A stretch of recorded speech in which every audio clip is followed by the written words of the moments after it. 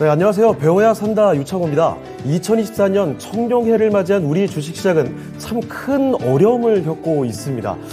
조기 금리 인하 기대감과 함께 지난해 11월과 12월 잘 올라왔던 시장이었죠. 자, 그런데 1월에 들어서는 끝없이 내려가는 흐름만을 보이고 있습니다. 코스피는 지금까지 13거래일 동안에 겨우 3번의 상승이 나왔을 뿐인데 그것도 2번은 미미한 상승에 그쳤습니다. 1월의 첫 거래를 대비해서는 벌써 9%가량이 밀려 있고요. 자, 그리고 코스닥도 상황이 여의치 않은 건 마찬가지죠. 6%가량 내려와 있습니다. 청룡의 비상이 아니라 파랗게 질려버린 모습만을 확인하고 있는 우리 시장이라고 볼 수가 있을 텐데 과연 어떤 업종 그리고 어떤 종목을 선택해야 이 난관을 돌파할 수 있을지 고민은 커져가고 있습니다. 자, 그래서 오늘 배워야 산다 이 시간에서는요, 두 분의 연구원을 모시고서 두 가지 업종과 그 업종의 대표 종목에 대해서 자세하게 이야기를 나눠보겠습니다. 자, 먼저 첫 번째 순서로 신한투자증권의 이면 수석연구원과 함께 하도록 할 텐데요. 얼마 전에 메리츠금융지주와 관련된 리포트를 써주셨습니다. 2년간 주식 감소 효과만으로도 주가 34% 상승 가능. 바로 이렇게 아주 구체적인 숫자가 들어간 제목이었는데 긍정적인 내용을 확인할 수가 있을 것 같습니다. 자, 요새는 사실은 많은 분들의 관심에서 다소 멀어져가는 업종이라고 볼 수도 있을 텐데 메리츠 금융지주 그리고 조금 더 넓혀서 이 금융업종 전반에 대한 이야기들까지 함께 정리해 보도록 하겠습니다. 자, 먼저 연구원님 안녕하십니까? 안녕하세요. 네, 자, 오늘도 상세한 분석을 부탁드리겠습니다. 투자자분들의 시선이 온통 2차 전지 아니면 AI 반도체 이런 쪽으로 쏠려 있다 보니까 다소 소외감이 느껴지기도 했던 이 금융지주와 관련된 이야기를 풀어보도록 하겠습니다. 우리가 소위 4대 금융지주라고 이야기를 하죠. KB금융이 있고요. 신한, 하나, 우리까지 이렇게 꼽아지고 있습니다. 시가총액 기준으로 순위를 매겨보자면 기존의 순위는 이랬습니다. KB금융이 약 20조 원 정도, 신한이 약 18조 원, 그리고 하나가 12조 원 수준, 우리가 9조 원인데 그런데 지금 저희가 살펴볼 메리츠 금융지주, 이쪽에서 얼마 전에 시총 기준으로 우리 금융지주를 제쳐버렸습니다. 자, 거기서 끝난 게 아니라 따끈따끈한 최근 소식이죠.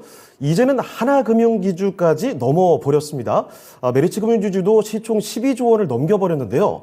자, 지난해 4월이었습니다. 메리츠 화재와 증권을 편입해서 출범한 통합 메리츠 금융지주. 자, 지금부터 이렇게 큰 상승의 주된 요인이 뭔지 알아보도록 하겠습니다. 자, 왜 이렇게 올랐는지 자세한 설명 좀 부탁드릴게요. 네. 사실 최근 주가 상승을 말씀해 주셨는데, 네. 지난 10년 동안의 메리츠 금융지주의 주가 흐름이 굉장히 꾸준한 우상향세에 있었습니다. 정말 단적인 예로 2013년도 연초에 예. 아마 메리츠 금융지주의 시초가가 한 3,000원대 중후반쯤으로 시작을 했을 거예요. 그래요? 단위가 좀 달랐네요. 네. 네. 근데 2023년도 말에 아마 종가가 거의 한 55,000원, 56,000원 이랬을 겁니다. 예. 거의 한 15배 정도 주가가 상승을 했는데 그 기간 동안에 다른 금융지주사들하고 주가를 비교해 보시면은 굉장히 차별화된 그런 이제 흐름이 나타나고 있죠. 이 메리츠 금융지주, 어떤 회사인지 잠깐 좀 제가 짧게 말씀을 드리겠습니다. 예. 아마 시청자분들께서 많이 이제 익숙하신 그런 이제 금융회사는 아니실 거예요. 왜냐하면은 은행이 없거든요. 네. 보통 저희가 아까 말씀 주셨던 신한, 하나, KB, 우리금융 이런 네. 회사들은 다 이제 은행이 메인인 그런 이제 금융지주 회사들이기 때문에 그렇죠. 상대적으로 굉장히 이제 그 투자자분들께서도 많이 이제 익숙하다고 느끼시겠지만 메리츠 금융지주는 은행이 없고 이제 화재, 즉 이제 손해보험사 그리고 메리츠 증권 이렇게 두 가지 이제 그 계열사가 메인인 그런 이제 회사입니다.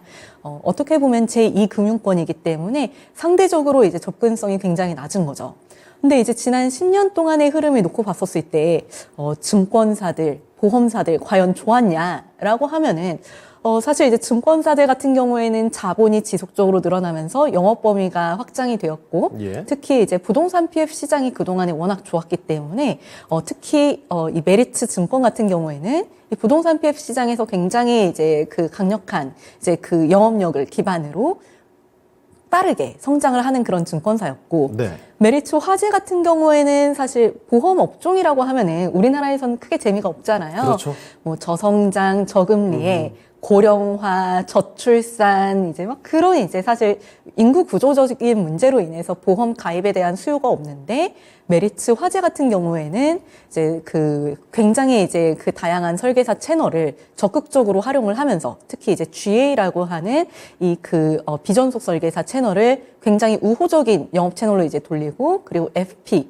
즉 이제 전속 설계사들도 성과 위주로 이제 그 영업을 하게 되면서 전반적으로 이제 그 성장이 정체되어 있었던 보험 산업의 성장까지도 이끌었었던 그런 예. 보험사였습니다. 근데 이제 최근에 주가 상승이 더 가파르기는 했어요. 그렇죠. 최근 한 1년 반 정도요. 그 배경을 설명을 드리자면은 2022년 11월 이 회사가 그 포괄적 주식 교환을 통해서 네. 계열사들의 완전 자회사화를 발표를 합니다. 방금 말씀해 주셨던 화재와 증권. 네. 원래 기존에는 메리츠 금융지주와 메리츠 화재, 메리츠 증권이 각각 상장이 되어 있었어요. 그렇습니다. 그런데 이 포괄적 주식 교환을 통해서 이 세 개사를 다 이제 하나의 주식으로 통합을 시키는 과정을 이제 거치게 되는 거죠. 이게 굉장히 이제 흥미로운 게 네. 사실 우리나라 주식 시장에서는 이런 케이스가 거의 없어요. 오히려 더 쪼갰었죠. 맞아요. 예. 사실 이제 그렇게 되면은 소액주주분들에게 이제 피해도 굉장히 큰데, 이게 사실 어떻게 보면은 좀 소액주주들한테는 불합리한 그런 이제 모습이 많이 나타날 수 있는 거죠. 그렇게 네. 쪼개기 상장을 하게 되면은. 뭐 A라는 회사가 히든밸류가 있어서 투자를 했는데 갑자기 그 히든밸류를 따로 이제 상장을 한다. 그렇죠. 알짜 또 있었던 가치만 거를 더 빠지죠. 분리하고. 네. 그런데 이제 오히려 이 회사는 그 알짜들을 다 이제 완전 자회사화를 하게 되고 그러면은 연결 기준으로는 이익이 늘어나게 되는 거죠. 지분율이 예. 높아지면서. 그러면서 이제 전반적으로 기업 가치가 상승을 할 수 있는데 이러한 결정은 매니지먼트의 그 신념이 굉장히 이제 좀 돋보이는 결정이었다고 저는 말씀을 드리고 싶은데요. 네. 메리츠 금융지주에서는 이런 모토를 가지고 있습니다.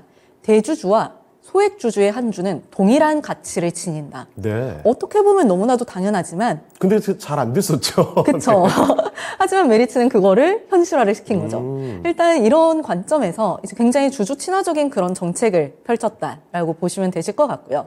두 번째로는 이렇게 되면은 이제 그 영업의 효율성도 올라가게 됩니다. 예. 그러니까 이제 경영 효율성 측면에서 굉장히 이제 우수한 그런 이제 을 이제 가져갈 수 있게 되는데 네. 금융회사는 사실 이제 자본의 효율적인 재배치가 굉장히 이제 중요한 업종입니다. 예. 그러니까 이제 뭐 예를 들어서 이제 제조업 같은 경우에는 우리가 이 제품을 얼마에 얼마나 많이 파느냐 이런 것들이 중요하시잖아요. 그래야 그렇죠. 이제 그게 매출을 결정을 하고 그런데 금융회사는 사실 매출이 그렇게 결정이 되질 않습니다. 어떠한 제품을 만들어서 판매하는 그런 업종이 아니기 때문에 그렇죠. 사실 이제 자기 자본이 얼마나 효율적으로 잘 활용이 되느냐, 즉 이제 ROE가 굉장히 중요한데 문제는 이 자본을 효율적으로 배치를 하기에는 이 계열사들이 각각 상장되어 있는 구조는 좀 많이 불리했습니다. 네. 예를 들어서 이제 증권하고 화재가 각각의 이제 자본을 가지고 있는데 예를 들어서 이제 그 보험 같은 경우에는 금리가 올라가면은 영업하기 굉장히 좋은 환경인데 증권사들은 금리가 올라가면은 오히려 반대입니다. 네. 그러니까 이제 금리 환경에 따라서 이 영업력이 반대될 수 있는 그런 상황 속에서 그러한 이제 매크로 환경의 변화를 조금 더 이제 효율적으로 대응하기 위해서는 뭐 금리가 올라갈 때는 좀 더 이제 그 보험에다가 자본을 쏴주고 금리가 내려갈 때는 증권에다 쏴줘야 되는데 각각 상장되어 있으면은 그 절차가 굉장히 오래 걸리게 됩니다. 그렇죠. 거의 뭐 9개월에서 1년 정도. 상당히 걸리네요. 네. 그런데 이렇게 완전 자회사화를 하게 되면은 그 기간이 굉장히 이제 짧게 단축이 돼요. 거의 뭐 한 3개월 정도까지 이제 단축이 될 수 있기 때문에 그러한 측면에서 이번 결정은 전반적으로 기업의 어떠한 이제 효율성 제고 측면에서 굉장히 이제 유리했다라고 말씀을 드리고 싶습니다. 마지막으로 네. 이렇게 완전 자회사화와 그 포괄적 주식 교환을 발표하면서 우리나라에서는 볼 수 없었던 굉장히 파격적인 주주환원 정책을 네. 동시에 발표를 하게 됩니다. 순이익의 50%를 절반. 네, 주주들에게 환원을 하겠다라는 예. 건데요. 사실 금융업종 같은 경우에는 아까 말씀 주셨던 뭐 로봇, AI 뭐 이런 쪽이랑은 많이 달라요. 네. 성장주가 아니죠. 사실 그렇죠. 금융업종은 가치주인데 그렇다면 가장 중요한 것은 이익이 꾸준하게 발생을 하고 그리고 그를 기반으로 해서 예측 가능한 선에서 배당을 주는 것이 굉장히 중요한데 사실 그런 측면에서는 은행주들이 많이 부각이 되었지만 예. 이제 메리츠 금융지주가 더 부각을 받을 수 있는 그런 이제 상황이 된 거죠. 왜냐면 은행 같은 경우에는 사실 이제 정책적으로 좀 이제 배당이 어느 정도 좀 이제 그 규제를 받을 수밖에 없는 그런 이제 업종인데 메리츠 금융지주는 사실 은행이 아니기 때문에 예. 그런 규제에서는 상대적으로 자유롭거든요. 그래서 상대적으로 주주 환원율도 높아지게 되고 그러다 보니까는 이제 훨씬 더 이제 기업 가치 측면에서는 상승할 수 있을 만한 그런 재료들이 한꺼번에 준비가 되는 그런 이벤트가 2022년 11월에 있었고 그 이후로 이제 완전 자회사화를 거쳐가면서 전반적으로 이제 주가가 좀 상승하는 흐름이 지난 1년간 확인이 되었다라고 말씀드릴 수 있을 것 같습니다. 네. 자, 지난해 주가를 4만 원대 초반에서 시작을 해서 6만 원 코앞에서 마무리를 하게 됐던 메리츠 금융지주입니다. 1년간 상승률이 60%가량 나오면서 바로 최근에 신고가까지 기록이 됐죠.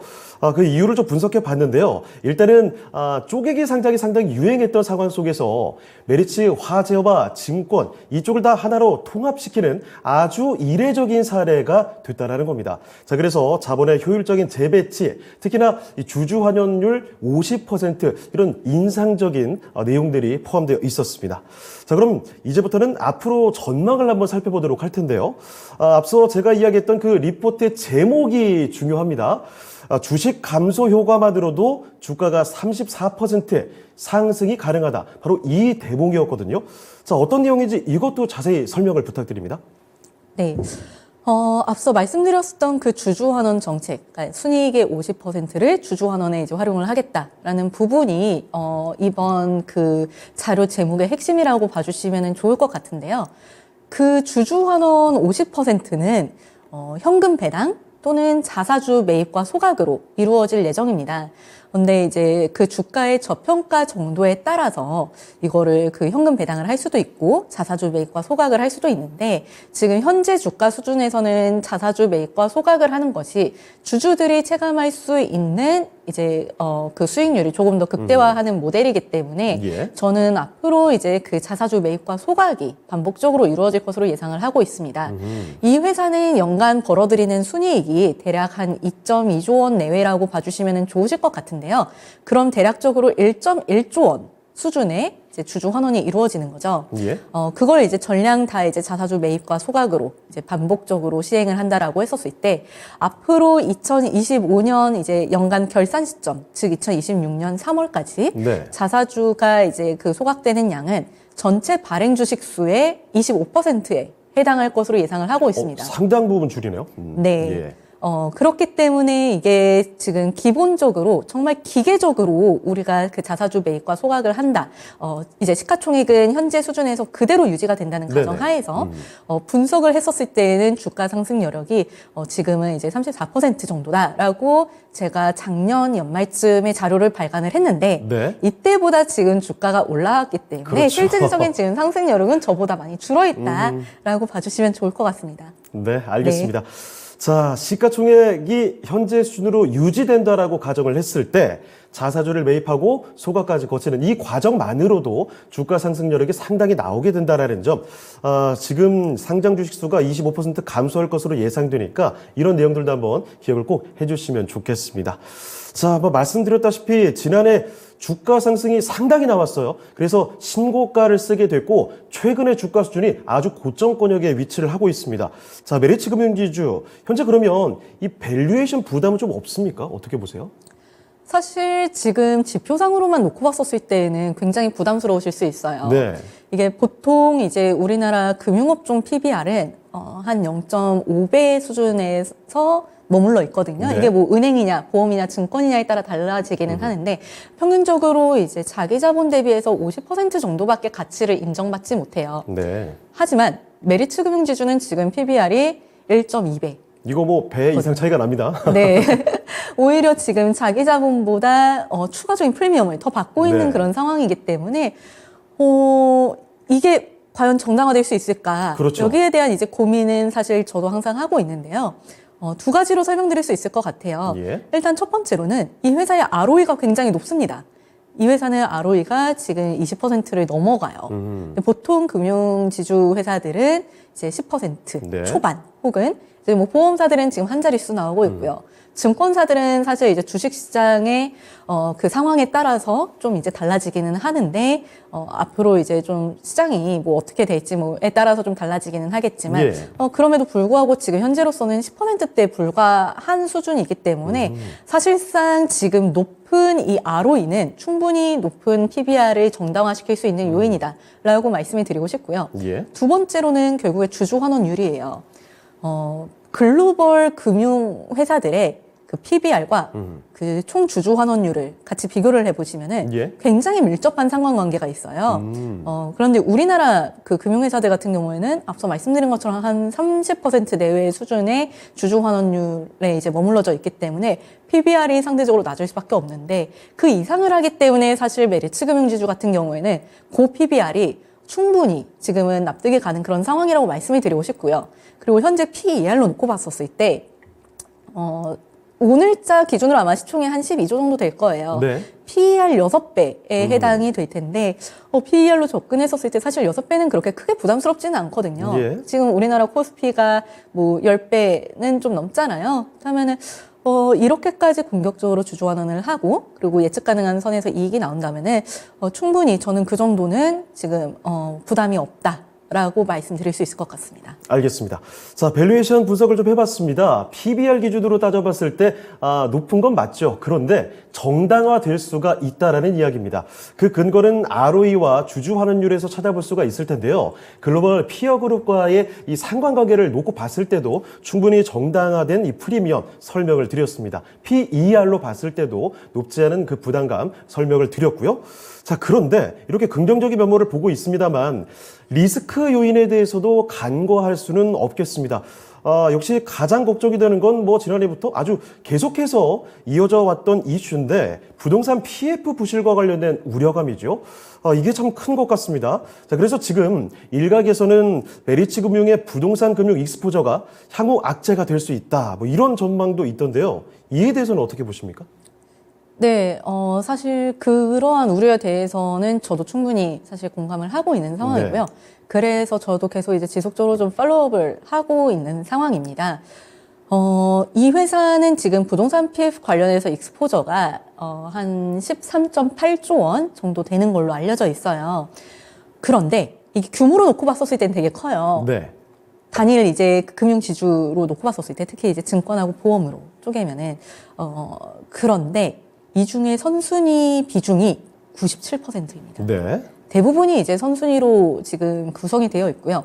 중순위와 후순위의 비중은 3%에 불과하기 때문에 여기에서 만약에 이제 뭐 이슈가 생겨서 라이트오프를 하게 된다고 하더라도 선순위 쪽에서 발생하는 수익으로 이를 충분히 커버를 할 수 있을 것으로 예상이 되고 있기 때문에 실질적으로 리스크는 크지 않다라고 저는 보고 있고요.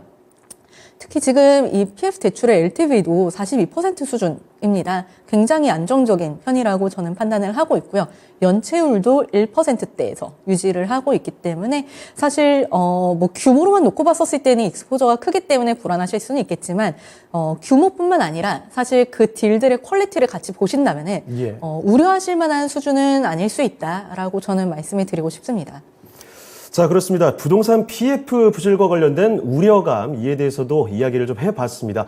최근에 특히 태형건설의 워크아웃, 이 이슈까지 있었기 때문에 이런 우려감들이 상당히 좀 커져갈 수는 있겠지만 메리츠 금융지주 입장에서는 이 관련된 우려는 제한적인 상황이다. 이렇게 판단이 된다는 내용 꼭 기억을 해두시고요. 자, 그러면 메리츠 금융지주 리포트 해보면 업종 내 탑픽으로 유지를 또 해주셨는데요. 그 이유와 함께 향후 전망 좀 정리를 해주실까요? 네, 앞서 말씀드린 것처럼 사실 이 회사는 자연스러운 주가 상승이 거의 담보되어 있는 종목이라고 봐주시면 되실 것 같아요. 이익이 여기에서 갑작스럽게 급락하지 않는 이상 사실 총 주주 환원율은 혹은 이제 총 주주 환원 금액은 아주 크게 이제 드라마틱하게 변화하지 않을 거고요. 그렇다면은 이제 자연스럽게 자사주 매입과 소각이 반복됨에 따라서 기본적으로 우리는 주가가 상승할 것을 기대를 할 수가 있습니다.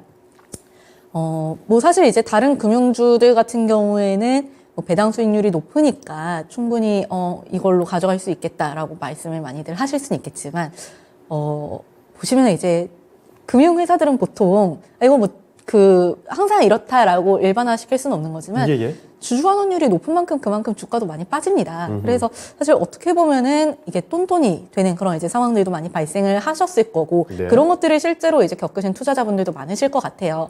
메리츠 금융지주는 다릅니다. 예. 정말 그냥 정직하게 주가 상승이 나올 그럴 종목으로 저는 지금 기대를 하고 있기 때문에 그런 측면에서는 상대적으로 굉장히 이제 그 강력한 투자 포인트를 가지고 있는 종목이라고 말씀을 드리고 싶고요.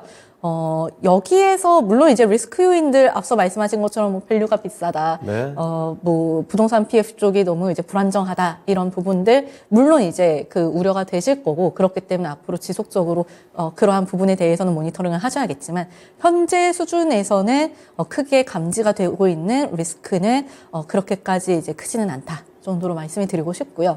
사실 제가 메리츠 금융지주를 말씀드릴 때는 결국엔 이게 뭐 단순하게 주주 환원만 말씀드릴 수는 없고 예. 결국에 이익이 안정적으로 유지되기 위해서는 보험업종 그리고 증권업종 전망에 대해서도 같이 좀 말씀을 드려야 네. 이게 조금 더 이제 그 설명이 가능할 것 같은데 사실 보험업종 같은 경우에는 올해 크게 변동성은 없을 것 같아요. 네. 작년 같은 경우에는 IFRS 17이라고 하는 새로운 회계제도가 도입이 되면서 그렇죠. 이익의 안정성이 사실 크지 않았어요. 그리고 아직까지도 제도 도입 초기 단계이기 때문에 그러한 불확실성이 올해에도 여전히 이제 남아있을 가능성이 높고 네. 사실상 이제 보험손익단에서는 조금 이제 감익이 나올 수 있는 개연성도 아예 배제는 할 수 없어요. 예. 다만 금리가 내려감에 따라서 이에 따른 채권평가 이익이 올해 발생할 것으로 예상이 되기 때문에 그러니까 메리츠 화재 같은 경우에는 예. 작년에서 크게 벗어나는 이익은 나오지 않을 것 같아요. 메리츠 증권을 살펴보면은 네. 메리츠 증권 같은 경우에도 뭐 작년하고 유사하게 이제 충당금 적립이 이루어진다. 그리고 만약에 이제 뭐 시장이 뭐 작년보다 올해가 사실 거래 대금이 늘어날 거라고 보기에는 좀 무리는 있죠. 네. 작년 같은 경우에는 이제 뭐 그 2차 전지 테마가 유행을 하면서 투기성 자금이 주식시장에 많이 유입이 되었고 그 부분이 증권사의 이익으로 직결되는 그런 이제 현상들이 나타났었지만 예. 올해는 그를 감안했었을 때 실질적으로 일평균 거래대금은 작년 대비해서 올해 한 10% 정도 줄어들고 이에 따라서 증권사들은 자연스러운 감익이 나오는 구조일 거예요.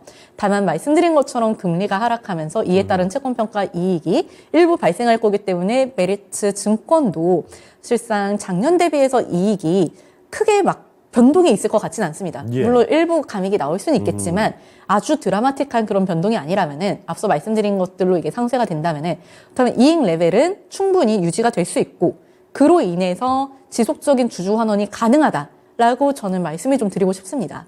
이게 사실 제가 뭐 그냥 단순하게 뭐 그냥 얘네 뭐 자사주 매입 이 회사가 자사주 네. 매입과 소각을 반복을 하기 때문에 계속 뭐 주가 갈 수 있어요라고만 말씀을 드리는 게 아니라 기본적으로 지금 계열사들이 안정적인 이익을 굉장히 이제 창출할 수 있는 그런 펀더멘털을 보유하고 있기 때문에 그 부분이 주주 환원으로 이어지는 부분까지 같이 모니터링을 하신다면은 예. 조금 더 편안하게 투자를 하실 수 있을 것 같습니다. 좋습니다. 자, 그러면 이번에는 그 보험과 증권 이야기를 하신 김에 이 보험업종, 증권업종 전체적으로 넓혀서 이야기를 들어보도록 하겠습니다.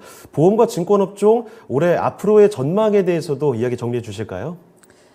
네, 뭐 보험업종 같은 경우에는 앞서 말씀드린 것처럼 아직은 제도 도입 초기 단계예요. 그렇기 때문에 여러 가지 불확실성이 있고 예. 앞서 말씀드린 것처럼 이제 같이 주는 이익의 안정성과 이를 기반으로 한 배당의 이제 예측 가능성이 굉장히 중요한데 지금 보험업종은 그걸 기대하기는 쉽지는 않은 상황이다라고 말씀을 드리고 싶고요. 다만 지금의 금리 상황은 보험사들이 영업하기가 굉장히 좋아요. 금리가 높을 때 일반적으로 보험사들은 보험료는 낮아지고 네. 고객들에게 돌려주는 환급금은 늘어나는 구조이기 때문에 가입 수요가 나타날 수가 있어요. 그리고 이제 설계사들의 영업 포인트로, 이제 세일스 포인트로 사용하기도 굉장히 이제 좋은 상품들이 많이 나오기도 하고요. 그리고 새로 회계 제도가 바뀌면서 사실상 매니지먼트의 KPI가 신계약을 얼마나 창출하느냐 이쪽으로 지금 포커스가 되어 있기 때문에 사실상 지금 영업하기에는 굉장히 좋은 환경이고 추가적으로 이렇게 보험을 많이 팔아서 예. 보험료가 들어오면은 보험사들이 그거를 주로 이제 채권에다 투자를 하는데 이렇게 금리가 그래도 좀 높은 수준에서 아직까지는 유지가 되고 있다 보니까 신규 채권 투자 금리가 기존 보유 이원보다 높기 때문에 이 또한 투자 이익을 개선시키는 요인으로 지금 작용을 하는 그런 상황입니다. 그래서 지금 당장은 이익 안정성이 보이지는 않더라도 기본적으로 보험사들의 기초 이익 체력을 지금 개선을 시키고 있는 단계이기 때문에 예. 좀 중장기적인 이제 그런 관점에서 긴 호흡으로 접근을 하자라고 말씀을 드리고 있고요. 네. 증권업종은 사실 쉽지 않아요. 왜냐하면은 굉장히 많은 변수들을 봐야 되거든요. 예. 거래대금도 보셔야 되고 그렇죠. 코스피도 보셔야 되시고 지금 금리도 주변장도 보셔야 봐야 되시고 뭐 지금 뭐 부동산 시장도 보셔야 되시고 예. 여러 가지 많은 이제 변수들을 보셔야 되는데 저는 증권주를 볼 때 이렇게 많은 걸 다 보다 보면은 사실 투자 결정을 하기가 쉽지가 않으실 거예요. 예. 그렇기 때문에 코스피하고 거래대금을 중점적으로 보자라고 말씀을 드리고요. 주로 이제 코스피가 상승할 때 그때 이제 증권 업종에 딱 편승을 한다기보다는 가는 거 보고 주도주 가는 거 보시고 거래대금이 늘어나서 이게 이익으로 이어지는 게 확인되는 시점에 증권업종을 보시자라고 말씀을 드리기는 합니다. 아직까지는 그게 지금은 보이고 있지 않기 때문에 조금은 긴 호흡에서 보자라고 말씀을 드리고 싶고요. 네. 지금 뭐 금리가 사실 앞으로 이제 뭐 하향 안정화될 것으로 전망이 되고는 있지만 아직까지는 높은 수준에서 사실 유지가 되고 있기 때문에 증권사들의 디레버리징 기조가 장기화됨에 따라서 증권사들이 아마 그 주주환원 정책을 좀 확대할 가능성이 높습니다. 예. 결국에 자본의 효율성을 제고를 해야 되기 때문에 이러한 선택을 이제 할 가능성이 높아 보이고 그 과정에서 결국에는 이제 주주환원 정책이 상대적으로 이제 더 주주 친화적인 그런 이제 회사들에 대한 선별적인 접근이 가능할 것으로 예상을 하고 있고요. 단일 이제 증권주로 뭐 접근을 한다면은 뭐 한국금융지주라던가 뭐 키움증권이라던가 삼성증권 같은 이제 종목들을 이제 보실 수 있으실 거고요. 저는 사실 그런 관점에서는 메리츠금융지주를 넘어설 수 있는 종목은 현재로서는 없다라고는 보고 있습니다. 알겠습니다. 자, 그러면 오늘 도움 말씀 주신 이미연 연구원과는 여기서 인사드리도록 하겠습니다. 연구원님, 오늘 말씀 고맙습니다. 감사합니다. 자, 이렇게 해서 메리츠 금융주주에 관련된 리포트 2년간 주식 감소 효과만으로도 주가는 34% 상승이 가능하다. 이 내용에 대해서 그리고 이 보험과 금융업종의 한 해 전망까지 자세히 알아봤습니다.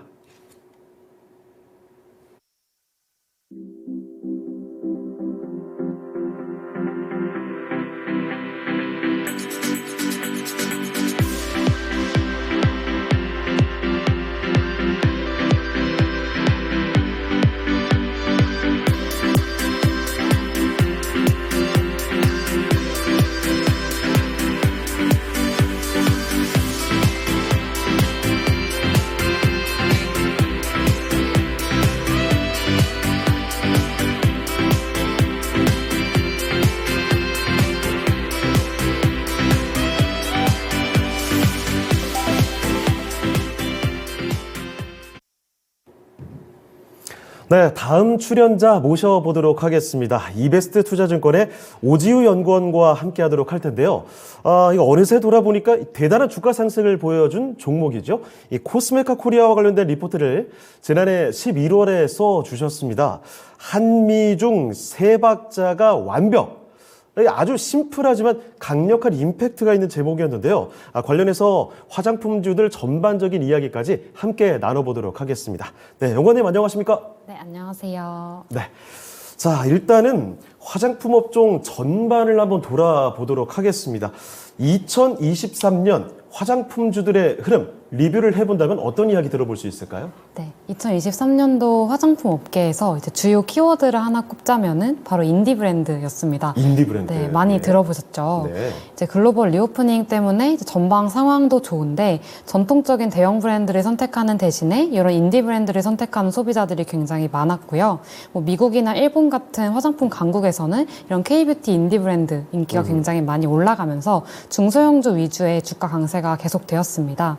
그리고 이런 인디 브랜드들 같은 경우에는 자체 연구소라던가 생산시설이 없는 곳들이 대부분이기 때문에 예. 이제 ODM에 대한 의존도와 ODM의 중요성이 많이 올라가게 되었고요. 이에 따라서 ODM사들의 주가 상황도 좋았다고 봐주시면 됩니다. 네, 그 전통적인 대형 브랜드보다 인디 브랜드를 선택하는 소비자들이 많았다. 이런 내용을 또 설명을 해주셨는데 전통적인 대형 브랜드의 이 상대적인 약세? 이게 기존에 예상이 됐던 내용인지 아니면 어떤 특별한 이유가 따로 있었는지도 들어볼 수 있을까요? 네, 이거는 사실 예상이 되었던 부분이기는 한데요. 아, 예. 그래도 연초에 생각했을 때는 이런 대형 브랜드들 같은 경우에 중국에서 워낙 장사를 잘했었다 보니까 네. 뭔가 하반기로 갈수록 조금 중국에 대한 성과가 있을 것으로 예상을 했는데 이 부분이 좀 이루어지지 못했던 게 있고요. 인디 브랜드에 대한 선호는 앞으로도 계속 더 커질 것으로 보고 있는 게 소비자들의 취향은 점점 다양화되고 세분화되고 더 계속돼서 새로운 것을 추구하려는 경향이 있기 때문에 앞으로도 인디 브랜드는 계속 더 커질 것으로 보고 있습니다. 그렇습니다. 이 글로벌 리오프닝 환경에 대한 기대감들이 계속해서 나왔었죠. 그래서 전통적인 대형 브랜드 당연히 기대감은 있었지만 생각만큼 그렇게 활약상을 보여주지는 못했다라는 점. 인디 브랜드를 선택하는 소비자들이 많아졌고 이러한 소비 환경, 트렌드는 조금 더 이어질 것 같다는 의견까지 정리를 해봤습니다. 자, 그럼 이제 이 코스메카 코리아 이 종목으로 집중을 해보도록 하겠습니다. 지난해 실적부터 좀 돌아보도록 할 텐데요. 코스메카 코리아 2023년의 실적 흐름에 대해서 리뷰를 해볼까요? 네. 코스메카 코리아 연중 이제 좋은 실적을 기록을 했었는데요. 2022년도에 연간 영업이익이 다 합쳤을 때 104억 원을 기록을 했었던 회사인데 예. 2023년도 1분기에 갑자기 영업이익 93억 원을 달성을 하면서 22년 한 해 동안 100억 원이었는데 23년은 한 분기에 거의 100억 원 수준이었던 거네요. 네, 맞습니다. 이제 그렇게 되면서 갑자기 시장에서 큰 관심도 받고 예. 이때 거의 주가가 며칠 동안 엄청 많이 올랐었거든요. 레벨이 확 올랐었던 그때죠? 네, 맞습니다. 근데 그러고 나서도 한 분기 만에 끝난 것이 아니고 2분기에는 112억 원, 또 3분기에는 137억 원의 영업이익을 기록하면서 QOQ로 성장하는 아주 이상적인 모습을 좀 보여줬다고 보시면 될 것 같아요. 그리고 주가도 꾸준히 올랐고요. 네. 앞으로 4분기 실적 이제 곧 나올 텐데 이 부분 예상했을 때도 3분기보다 다시 한 번 더 QOQ 성장할 것으로 기대를 하고 있습니다. 네, 그러면 그 4분기 호실적, 4분기 실적은 뭐 기대치도 높고 기대한 만큼 실제로 해줄 거라 이런 말씀으로 이해하면 되겠죠? 네, 맞습니다. 네, 알겠습니다. 높아지는 실적 역시 근거가 숫자가 명확하게 있기 때문에 이런 주가의 상승 탄력이 나온 게 아닌가 싶습니다. 높아지는 실적만큼 코스메카 코리아의 지난해 주가의 레벨업은 정말 방금 설명을 들어봤지만 대단했습니다. 연초에는 딱 10,000원 정도였거든요. 그런데 이게 40,000원대까지 올라갔으니까요. 차트상으로만 잠깐 보더라도 대단한 상승이 나왔죠. 마치 뭐 반도체나 2차전지 이런 종목들 보듯이 굉장한 상승이 나왔습니다. 무려 4배가 올라갔는데 다른 화장품 종목들에 비해서도 특히 상승폭이 좀 컸습니다. 제가 언뜻 보기엔 이게 좀 제일 많이 오른 것 같거든요. 높아진 주가에 대한 어떤 부담감은 좀 많이 없을까요? 네, 말씀 주신 것처럼 주가가 이렇게 4배나 엄청나게 상승을 했기 때문에 좀 우려하시는 분들도 많이 계시긴 하지만 예. 사실 아까 실적 보셨던 것처럼 그만큼 EPS 성장도 같이 꾸준히 계속 나와줬습니다. 그렇게 순이익도 많이 올라와줬기 때문에 여전히 저는 업사이드는 충분히 있다고 보고 있고요. 지금 2024년 기준으로 봤을 때 지금 PER이 11배에서 12배 수준 왔다 갔다 하고 있거든요. 예. 그래서 이런 걸 생각했을 때 밸류에이션이 동종 업계 대비로 전혀 부담스럽지 않은 상황이라고 보고 있습니다. 비슷한 업체들도 지금 밸류에이션이 비슷한 정도로 나오고 있다는 건가요? 네, 그렇습니다. 알겠습니다. 자, 일단 주가 상황이 굉장히 높아진 건 분명합니다. 자, 그런데 EPS도 지금 벌어들이는 걸 같이 따라 올라오기 때문에 충분히 정다가 될 수 있다라는 점, 아직도 상승의 여력은 충분하다 이렇게 결론이 내려집니다. 자, 그리고 특히 앞으로의 기대할 만한 포인트들이 코스메카 코리아에 분명히 또 존재를 하고 있거든요. 올해 코스메카 코리아의 기대 포인트 알아보도록 하겠습니다. 자, 먼저 일단은 미국 법인에 대한 기대감이 상당히 좀 있다고요? 맞습니다. 코스메카 코리아의 미국 법인은 2018년도에 이제 미국의 현지 회사를 이제 인수해 온 것이고요. 예. 이름이 이제 잉그로드랩인데 지금 코스닥 시장에 상장도 되어 있는 회사입니다. 아는 분들 상당히 많을 겁니다. 네, 역시 코스메카 코리아 미국 법인이기 때문에 가치 주가가 조금 많이 올랐는데요. 코스메카 코리아의 가장 큰 투자 포인트가 바로 이 잉그로드랩이라고 저는 생각을 합니다. 한국 법인 같은 경우에도 계속 고성장을 하고 있고 인디 브랜드 수혜도 받고 수출도 확대되고 이런 흐름이 맞긴 한데 사실 이거는 지금 모든 ODM 업체들한테 공통적으로 나타나는 현상이거든요. 예. 그래서 뭐 코스맥스라던가 한국콜마, 뭐 CNC 인터내셔널 이런 모든 ODM 업체에서 한국 법인 같은 경우에는 20% 이상의 좋은 성장이 좀 나와주고 있습니다. 군요. 네, 맞습니다. 예. 그래서 이게 모든 업체들이 좀 비슷한 수준이라고 할 때 미국에서는 확실히 잘하는 게 바로 이제 잉그로드랩이고요. 한국 콜마라던가 코스맥스 같은 경우에도 역시 잘하고 있긴 하지만 이 잉그로드랩이 워낙 이제 미국에서 오랜 업력을 가지고 있는 회사이기 때문에 예. 이제 아시는 분들도 워낙 많고 화장품 하시는 분들이라면 이름 들으면 바로 아는 수준이라고 일단 생각하시면 될 것 인지도 같아요. 자체가 있기 네. 때문에 독보적인 그 위력을 갖고 있다 이렇게 볼 수 있겠네요. 네, 맞습니다. 그래서 이 미국 법인 실적을 조금 말씀드리고 싶은데 예. 이제 이익률 트렌드를 보시면 2022년도에는 연간으로 이제 6%대였다가 작년도에는 이제 14%대로 이제 크게 개선이 됩니다. 요거는 이제 잉그로드랩이 있고 자회사인 잉그로드랩 코리아가 있는데요. 네. 이 자회사 쪽이 잘 되었다고 생각을 해주시면 될 것 같아요. 그러면 한국 법인에서 좀 잘 된 건가요? 네, 한국의 네. 인천에 공장이 어. 있는 그 부분이 잘 됐다고 보시면 될 것 예. 같은데 그 이유는 이제 여기서 미국의 저렴한 인디 브랜드들을 좀 생산을 많이 해주거든요. 네. 그래서 이제 미국에도 한국처럼 올리브영 같은 플랫폼들이 있잖아요. 네. 이제 그런 플랫폼들이 올리브영도 지금 PB 브랜드를 굉장히 많이 만드는 것처럼 미국의 플랫폼들도 PB 브랜드를 굉장히 많이 만들고요. 이 부분에 대해서 잉그로드랩 코리아한테 수주를 많이 줬었어요. 예. 그래서 물량이 크게 늘면서 이익률이 거의 30%대까지 육박을 했었거든요. 그래서 이 부분이 전체 잉그로드랩의 연결 실적을 끌어올리면서 이익률이 크게 향상되었다고 보시면 될 것 같아요. 네. 근데 여기서 이제 많이들 궁금하실 것 같은 게 그러면 작년에는 자회사 때문에 좋아진 건 알겠는데 네. 이익률이 이미 많이 좋아졌으니까 여기서 더 좋아질 수 있냐를 이제 많이들 궁금해 하시거든요. 근데 저는 2024년도에도 추가적인 업사이드가 있다고 보고 있습니다. 네. 이제 그 이유는 바로 썬 때문인데요. 썬 뭐죠? 네. 최근에 이제 썬이 굉장히 핫한 카테고리예요. 그래요? 네, 이제 화장품을 전체 보시면은 이제 기초가 아무래도 가장 큰 비중을 차지하고 있고요. 예? 그 다음이 이제 색조고, 그 다음이 이제 선, 바디, 뭐 헤어 이런 쪽으로 가게 되는데요. 네네네네. 전체 화장품 시장이 연간으로 한 6%에서 8% 정도 성장을 한다고 봤을 때, 썬은 항상 그 이상 그걸 상회하는 수준의 성장률이 나올 수밖에 없습니다. 왜냐하면 이제 과거에는 썬 같은 경우에는 뭐 여름에만 바른다는 생각 네. 아니면 뭐 야외 활동을 많이 할 때 바르지 매일매일 바르는 제품이 그렇죠. 아니었거든요. 뭐 선블록, 선크림 이런 거 다 포괄하는 개념인가요? 네, 네, 맞습니다. 뭐 선스틱 같은 것도 있겠고 예, 맞아요. 그런 게 다 포함되는 개념인데 최근에는 뭐 겨울이든 여름이든 매일매일 데일리 루틴 중에 하나로 이 선 제품이 들어가고 있어서 실제로 네. 저만 해도 네. 제가 화장품을 사실 많이 바르는 편이 아닌데 겨울에도 선크림 바르거든요, 스틱으로. 네네네, 맞습니다. 실제 주변에 다 그런 트렌드가 지금 이루어지고 있군요. 네, 그런 트렌드가 지금 한국에서도 나타나고 있고, 네. 써니 그거보다 더 발전을 못했던 이제 미국 시장에서도 굉장히 지금 핫해지고 있는데, 그 핫해진 이유가 그 할리우드 배우 중에 휴잭맨 씨 계시잖아요. 그분께서 이제 피부암을 이제 투병을 하셨었는데, 그 사실은 제가 몰랐네요. 네, 그러시고 나서 이제 여러분들 선크림을 잘 바르셔야 된다 이렇게 좀 많이 말씀을 하셨고 실제로 이제 미국에 보시면 이제 되게 얼굴 빨갛게 하고 다니는 분들 많으시잖아요. 사실 미국의 그 문화 자체가 굉장히 마초적인 문화여서 네. 비도 그냥 맞고 다니지 않습니까? 네, 맞아요. 네, 그런 것 때문에 좀 선에 대한 인식을 못하고 계시다가 이번에 휴잭맨 씨 그런 이슈 터지고 하면서 선 제품을 이제 데일리에 추가하시는 분들이 많아졌고요. 그래서 실제로 한국 제품 굉장히 많이 수입을 하시고 계세요. 네. 근데 왜 한국 제품이 좋냐 하면은 저희 옛날 선크림 생각해 보시면은 막 이제 바르면은 백탁 현상도 있고 그렇죠. 냄새도 뭔가 안 좋고 약간 끈적거리고 이랬었잖아요. 제가 예전에 안 발랐던 이유가 그런 거였거든요. 네, 약간 그런 게 좀 거부감이 드니까 그랬었다면 최근에 나오는 선 제품들은 다 이제 수분크림 같은 제형으로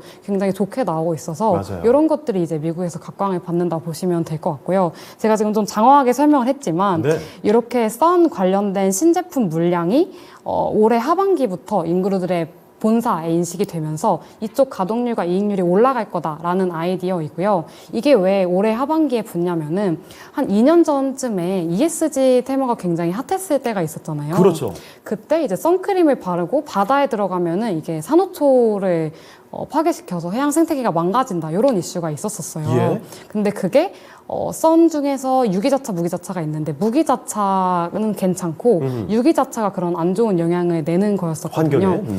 네, 그래서 실제로 이제 뭐 하와이 같은 데서는 아예 그 선크림 사용이 금지되는 법안이 나오기도 했었어요. 그렇습니까? 네, 그래서 이제 무기자차로 대체를 해야 되고 관련 신제품들이 많이 나와줘야 되는데 이걸 바로 출시를 할 수가 없습니다. 미국 시장에서는. 예. 왜냐하면 이거는 제약으로 분류가 되기 때문에 아. FDA 인증을 또 받아야 되는 절차가 있어요. 카테고리가 아예 다르게 넘어가는군요. 네, 맞습니다. 예. 그래서 이게 좀 진입장벽도 있는 거고 인증을 받는데 1년 반에서 2년 정도가 걸리거든요. 네. 그래서 2년 전에 신제품 개발했지만 FDA 인증을 이제 받은 거고 타이밍이 이제서야. 네, 그래서 올해 하반기에 이제 실적으로 연결이 된다는 아이디어입니다. 알겠습니다. 지금 새로운 내용들을 참 충분히 좀 알게 됐는데, 일단 코스메카 코리아가 기대되는 첫 번째 포인트, 인수를 2018년에 했죠. 미국의 잉글우드랩 때문입니다. 이게 가장 큰 투자 포인트가 될 수 있지 않을까 싶은데, 미국에서는 현재 잉글우드랩이 아주 독보적인 지위를 갖고 있다라고 해요. 특히나 지금 이익률도 점점 늘어나고 있고, 지금 선 신제품에 대한 얘기를 상세하게 전해드렸습니다. 기초, 색조 이런 화장품뿐만이 아니라 이제는 선과 관련된 신제품에 대한 이런 수요가 아주 늘어나고 있다는 거죠. 자, 그래서 잉그루드랩의 앞으로의 이익 성장, 그 활약상에 대해서 코스메카 코리아가 또 기대를 해볼 수가 있겠습니다. 자, 그리고 미국에 대한 얘기를 자세히 전해드렸는데 미국만 주목할 게 아닙니다. 이 가까이 놓인 중국과 일본에 대해서도 이야기를 나눠보도록 할 텐데, 요새는 화장품주들을 보면 어느새 중국 소비주라고 하기에는 점차 약간 물음표가 붙어가는 분위기입니다. 오히려 일본에서 인기를 얻어가는 흐름이 보이거든요. 코스메카 코리아의 경우는 좀 어떨까요? 말씀해주신 것처럼 이제 화장품 섹터에서 중국이라는 거는 플러스 알파 정도로 보시는 게 맞을 것 같아요. 네. 그러니까 뭐 잘 되면은 너무 좋지만 안 돼도 뭐 어쩔 수 없는 그냥 그 정도로 보시는 게 마음이 좀 편하실 것 같고 네. 실적의 핵심 축도 과거에는 중국이랑 면세였다면 최근에는 선진국 시장 그러니까 이제 1등 시장인 미국, 3등 시장인 일본 쪽으로 좀 눈높이가 많이 가고 있고요. 이제 중국 소비주라고 부르기에 약간 모호해졌군요. 네, 맞습니다. 대신에 이제 미국, 일본이 있는데 특히 일본에서는 이제 K 인디뷰티 브랜드들이 굉장히 좋고 예. 그중에서도 중저가 색조 브랜드들이 굉장히 활약을 하고 있어요. 그래서 지금 일본 전체로 봤을 때 한국이 수입국가 1등으로 올라서서 무려 네. 프랑스랑 미국을 제치는 수준이라고까지 봐주시면 될 것 같습니다. 와, 이제 K-팝뿐만이 아니라 K-뷰티의 활약상이 대단하군요. 맞습니다. 이게 약간 K-팝이랑도 좀 연관이 있는 게 이제 아이돌들 인기가 많아지다 보니까 그들의 화장법을 좀 따라하고 싶어하고 그들이 쓰는 화장품을 좀 찾는 특성도 있어서 일본에서 인기를 좀 많이 얻고 있고요. 예. 코스메카 코리아 좀 물어보셔가지고 그거 말씀을 드리면은 이제 다른 ODM 업체들도 마찬가지긴 한데 코스메카 코리아도 일본에 공장은 없어요. 예. 그래서 이제 한국에서 만들어서 그걸 일본으로 수출하는 물량이 한국 법인으로 잡히게 되는데요. 이런 것들이 한국 법인의 성장률을 좀 더 높여주는 요인이 되고 있기도 하고요. 실제로 이번 3분기 때 보면은 한국 법인 기준으로 1등 고객사가 이제 일본향 고객사였거든요. 그래서 이런 걸 봤을 때 일본에 대한 물량 그리고 미국에 대한 물량 모두 지금 코스메카 코리아에 되게 좋은 영향을 끼치고 있다라고 보시면 될 것 같습니다. 네. 자, 코스메카 코리아, 아니, 그 화장품주들을 봤을 때 이제 글로벌로 아주 펼쳐놓고 봐야 될 것 같습니다. 기존에는 우리 화장품주들 이야기하면 중국 소비주, 이렇게만 떠올리시게 됐죠. 자, 그런데 이제는 중국 시장은 플러스 알파 정도로 보자. 이런 기대감을 너무 막연하게 갖지는 말자라는 말씀해 주셨고, 일본 아니면 미국 이런 주요 선진 시장으로 진출을 하고 있습니다. 시선이 많이 옮겨지고 있는 모습인데 거기서도 적당한 정도가 아니라 활약상이 아주 대단하네요. K-뷰티 인디 브랜드, 특히 중저가의 색조 제품들이 일본 시장에서는 특히 1위라고 합니다. 프랑스를 제치고 가장 인기가 많다라고 하니까 이 활약상 앞으로에 대한 기대감도 점점 높아지는 아주 주요 포인트가 되지 않을까 싶습니다. 자, 미국 그리고 일본까지 이렇게 챙겨가고 있는 모습인데 그런데 리포트에 보면 또 이런 내용도 나옵니다. 최근 화장품 ODM 쪽에 캐파 부족 이슈에 대한 내용이 좀 있더라고요. 이 ODM의 캐파 부족 이슈가 뭔지 설명을 좀 부탁드리고, 그리고 또 이에 대해서 코스메카 코리아가 갖는 차별점까지 이야기를 해주실까요? 네, 알겠습니다. 우선 앞서 말씀드린 것처럼 지금 작년도에 이제 글로벌 리오프닝 상황으로 인해서 화장품 업계 자체가 너무 좋고 인디 브랜드도 너무 많이 생기고 인기를 얻다 보니까 이제 ODM 업계에도 오더 물량이 굉장히 많이 늘었습니다. 그래서 이제 캐파가 부족한 경우가 왕왕 좀 생기게 되었고요. 인디 브랜드 같은 경우에는 이런 ODM 업체를 선택할 때 굉장히 주요하게 보는 게 바로 이 캐파입니다. 예. 왜냐하면 어떤 제품이 갑자기 히트를 쳤을 때 물량이 정말 엄청나게 늘어나게 되고 갑작스럽게. 이거를 빨리빨리 대응을 해줄 수 있는 업체를 찾아야 되는데 그러려면은 캐파의 여유가 있어야지 되거든요. 확실히 인디 브랜드 쪽은 그 트렌드에 굉장히 민감한 편이라서 그런 거죠? 맞습니다. 그렇게 보시면 될 것 같고 그래서 캐파가 넉넉한 것이 이제 ODM 선택에 굉장히 중요한 축이 되는데요. 이런 측면에 봤을 때 코스메카 코리아는 이제 과거에 선제적으로 캐파 증설을 많이 해놨었어요. 미리? 네, 그래서 이게 옛날 같은 경우에는 사실 별로 안 좋았죠. 왜냐면은 캐파는 많은데 가동률이 안 나오면 그렇죠. 안 좋잖아요. 그런데 당장 벌 거나 생각해야지 왜 이렇게 늘려놨어? 네, 맞아요. 그랬었었는데 이게 오히려 엄청 큰 장점으로 지금 다가와서 큰 투자 포인트가 되었다고 보시면 될 것 같고 지금 가동률 말씀드리면은 한국 법인이 지금 4분기에 한 70% 정도로 보시면 되고 중국은 가장 낮아서 30%대이고요. 차이가 꽤 많이 벌어지죠. 네, 이제 미국 같은 경우에는 50% 정도까지 올라와서 아직도 여유 캐파가 좀 많이 있거든요. 그래서 이런 걸 생각을 했을 때 코스메카 코리아 캐파도 굉장히 큰 투자 포인트가 될 수 있겠다 이렇게 보고 있습니다. 그렇습니다. 화장품 쪽의 그 캐파 부족 이슈에 대한 설명부터 먼저 드렸습니다. 앞서 설명을 드렸다시피 글로벌 리오프닝의 효과 그리고 특히나 인디 브랜드가 인기를 끌게 되면서 이 오더 물량이 굉장히 많이 늘어났습니다. 그래서 캐파가 기본적으로 부족한 경우들이 가끔 생겼다라는 거죠. 특히나 인디 브랜드 쪽에서는 특정 제품이 갑작스럽게 히트를 하게 되는 경우들이 종종 생기는데 그러면 주문이 갑자기 늘어났을 때 바로 대응할 수 있는 캐파, 그러니까 충분한 기업이 바로 지금 우선적으로 꼽힌다는 거죠. 그런데 코스메카 코리아 이미 과거에 미리 선제적으로 캐파를 확장해놨습니다. 자, 그래서 충분히 앞으로 추가적인 증설 없이도 물량 대응이 가능하다라는 점을 아주 강점으로 꼽아주셨습니다. 법인별 가동률까지도 설명을 드렸는데, 자, 그럼 이번에는요, 이 코스메카 코리아뿐만이 아니라 조금 더 넓혀보도록 하죠. 관점 넓혀서 화장품 업종 전반적으로 올해 전망도 알아보겠습니다. 유독 사실 지난해에는 중소형 화장품주들이 약진했던 한 해였다고 볼 수가 있을 텐데요. 올해도 뭐 그런 흐름 계속 이어질까요? 네, 우선은 제가 지금 화장품 섹터를 굉장히 좋게 보고 있는데요. 음식료, 화장품, 의류 이렇게 소비재 3개 업태를 봤을 때 화장품이 가장 매력도가 높다고 생각을 하고 있고 이건 작년과 이제 동일하게 전망을 하고 있습니다. 올해 봤을 때 2023년도처럼 화장품 ODM 그리고 중소형 브랜드 업체들 약진이 계속될 것으로 보고 있고요. 올해 실적으로 증명을 할 수 있는 섹터가 몇 안 된다고 생각을 하는데 이런 ODM이나 중소형 화장품 브랜드들은 그게 가능할 거라서 주가도 당연히 따라올 것으로 지금 생각을 하고 있습니다. 이제 반면에 이제 대형주들도 조금 궁금하실 것 같은데 이거 역시 아쉬움이 좀 남는 건가요? 네, 아직은 좀 아쉬움이 있습니다. LG 생활건강 같은 경우에는 어제 잠정 숫자가 나왔는데 뭐 컨센에 부합하는 정도로 나오긴 했지만 아마도 이제 화장품 세부 실적이 적자인 것으로 추정이 되고 있어요. 그리고 이게 뭐 올해가 2024년도가 된다고 해도 갑자기 크게 바뀔 요소는 없어서 조금 가장 보수적으로 보고 있는 업체고요. 아모레퍼시픽 같은 경우에 이제 코스알엑스 이슈가 있었죠. 이게 5월 달에 연결 편입이 될 것이기 때문에 이 부분은 굉장히 긍정적으로 보고 있으나 5월 전까지, 그러니까 4분기, 1분기는 살짝 공백기가 되어버리는 게 있어서 네.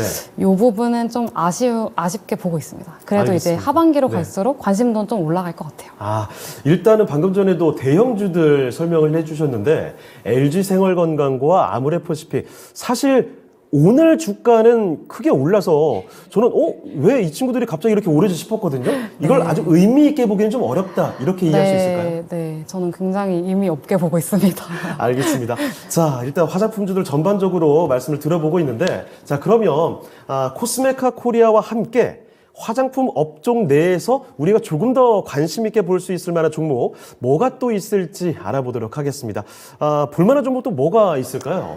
네, 우선 대형 화장품 ODM 중에서 한국콜마를 이제 비슷하게 추천해 드리고 있는데요. 예.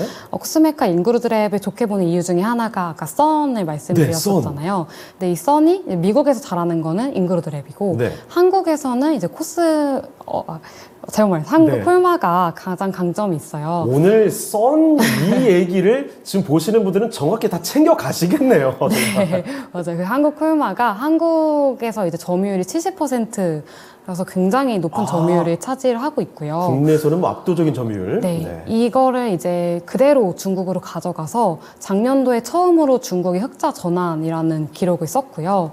앞으로 기대해 볼 만한 거는 이걸 이제 미국까지도 가져갈 거다라는 그 기대를 하고 있고, 요거는 당장은 아니고 올해 하반기에서 내년까지 아이디어가 될 것 같고요.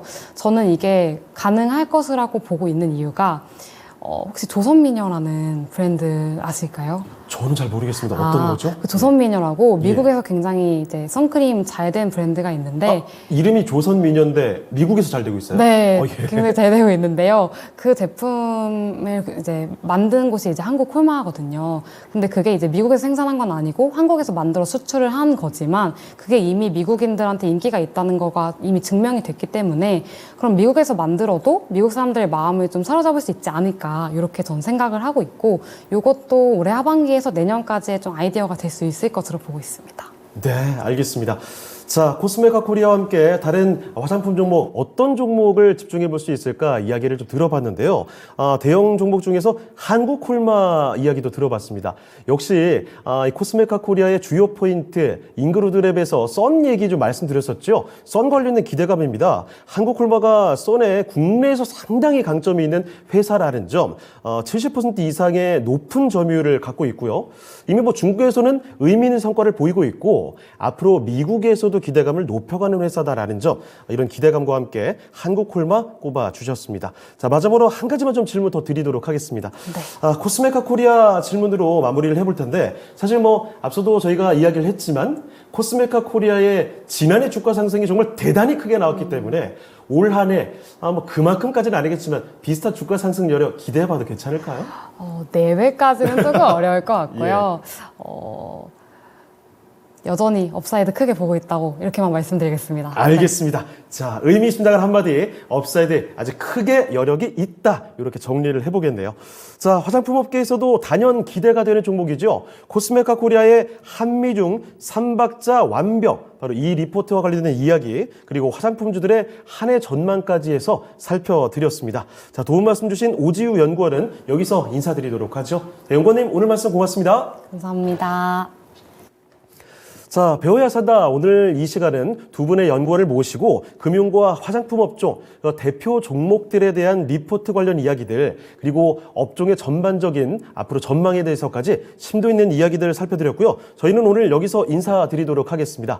지금까지 다양한 투자 판단에 대한 도움 말씀을 드렸습니다만 특정 종목의 상승과 하락을 보장하진 않습니다. 이 점 꼭 기억해 주시고요. 저희는 다음 이 시간에 다시 뵙도록 하겠습니다. 시청해주신 여러분 고맙습니다.